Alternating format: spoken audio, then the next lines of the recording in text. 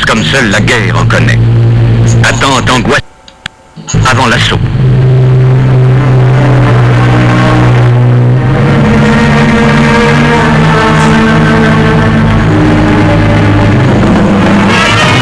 Les hommes bondissent sous le feu de silhouettes se découpant sur un désert de métal tordu et de terre éclatée.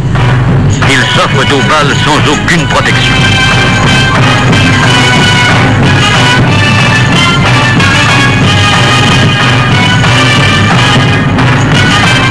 Pourtant, l'artillerie est là, qui par-dessus les tranchées françaises pilonne les lignes allemandes, appuyant le mieux possible la progression pénible des fantassins.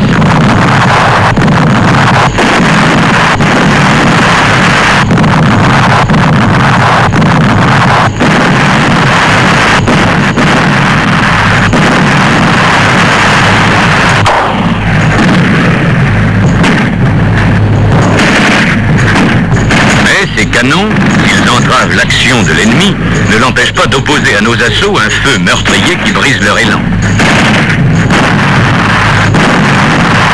Ce qu'il faudrait, c'est une arme d'accompagnement capable d'ouvrir la voie aux fantassins, une arme qui prendrait la relève de la cavalerie.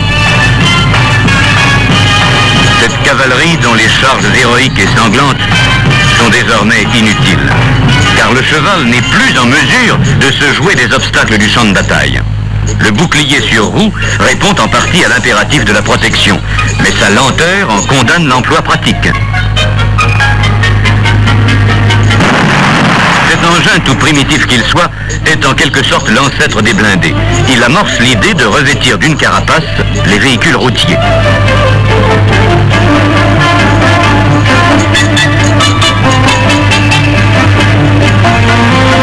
Mais ni ces véhicules, ni les automitrailleuses qui leur succèdent ne s'avèrent suffisamment tout-terrain pour être utilisés comme engin d'appui direct de l'infanterie.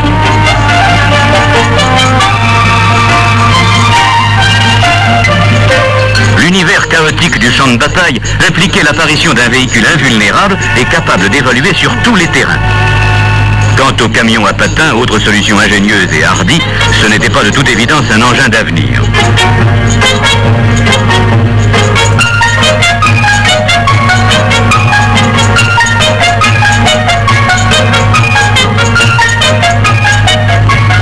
Le général Estienne, créateur des blindés en France, ne voit ses efforts aboutir qu'avec l'adoption de la chenille.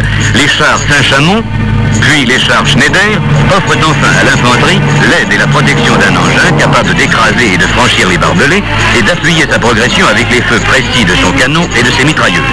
Malgré leur lenteur, ces chars constituaient une innovation parfaitement adaptée aux nouvelles formes de la guerre. Cet être préhistorique est le char Renault FT. Avec lui commence l'ère des blindés modernes.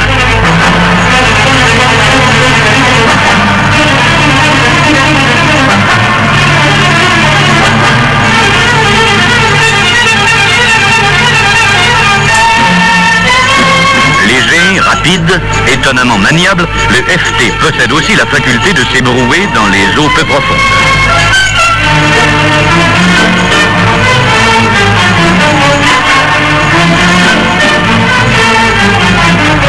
Puissant et robuste, il se joue des obstacles les plus imposants.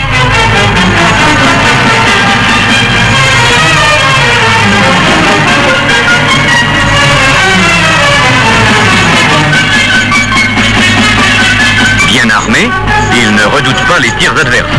Avec lui, l'armée française possède la puissance de choc qui lui donnera la victoire.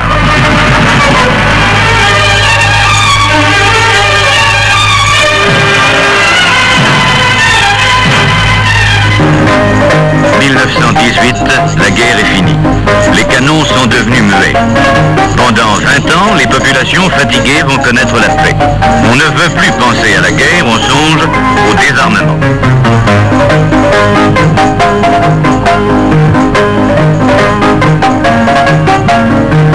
L'effort militaire se ralentit.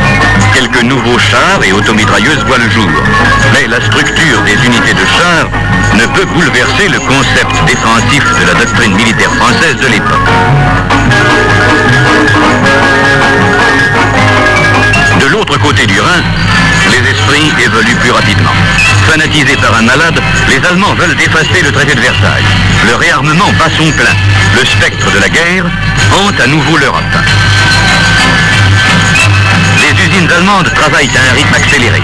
Engins blindés, munitions et armes nouvelles équipent sans relâche les unités de la Grande Revanche.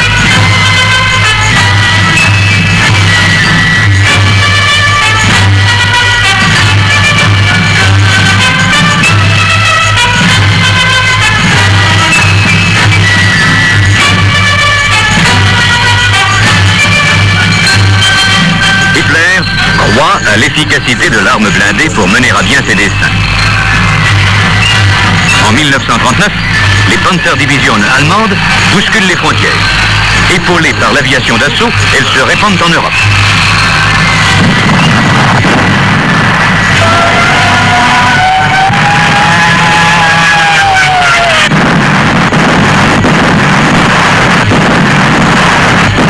Les nazis sont partout.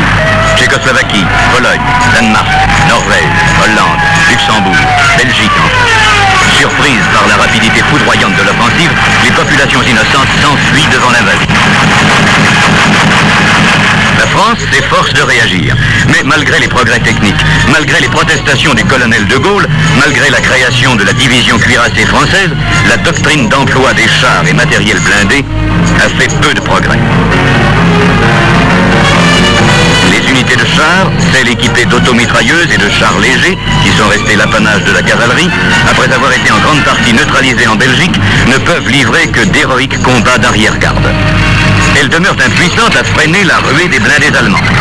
Simultanément, les bombardements incessants des Stuka déciment les unités de chars lourds qui restent confinées dans leur unique mission de protection et d'accompagnement de l'infanterie.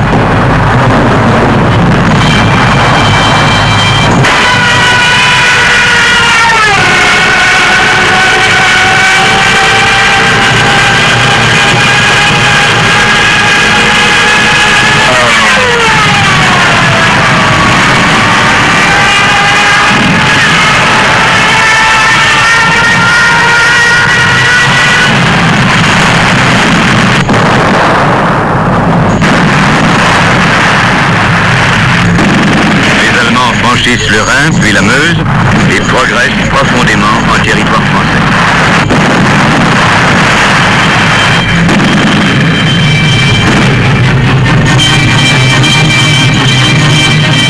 C'est l'armistice.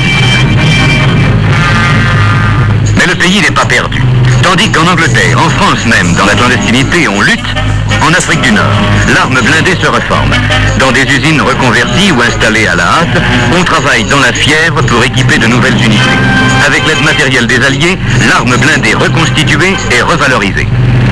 Désormais, cavalerie et chars de combat forment une seule et même arme où s'allient harmonieusement sens de la manœuvre, goût du matériel et connaissance des autres armes. Bien équipées, bien entraînées, les premières unités blindées prêtes à combattre peuvent bientôt, sous les ordres du général Leclerc, s'illustrer victorieusement en Libye contre les chars de Rommel. Puis en Italie, sous les ordres